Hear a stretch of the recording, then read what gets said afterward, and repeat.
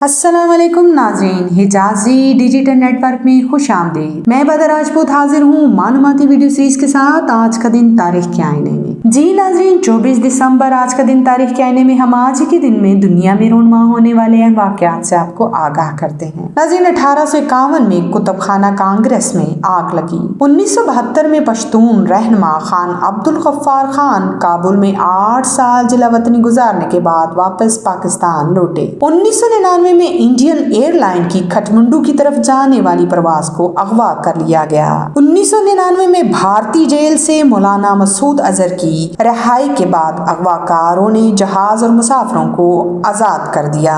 2003 میں صدر جنرل پرویز مشرف نے 31 دسمبر 2004 تک فوجی وردی اتارنے کا اعلان کر دیا۔ 1971 میں سقوط ڈھاکہ کے اسباب کی نشاندہی کے لیے کمیشن کا قیام عمل میں آیا۔ 1870 میں سر سید احمد خان نے علمی اور اصلاحی رسالہ تہذیب الاخلاق جاری کیا۔ 1924 میں مشہور گلوکار محمد رفیع امرتسر کے نزدیک ایک گاؤں میں پیدا ہوئے۔ 1919 میں قتیل شفاعی پاکستانی شاعر و گیت نگار پیدا ہوئے۔ 1950 میں پاکستانی ٹی وی اداکار معین اختر کی پیدائش ہوئی۔ ناظرین، آج کی معلوماتی ویڈیو آپ کو کیسی لگی؟ اپنی رائے سے ضرور آگاہ کیجیے گا۔ ہمارے چینل کو دیکھنے کا بہت بہت شکریہ۔ اپنا بہت سا خیال رکھیے گا۔ اللہ نگہبان۔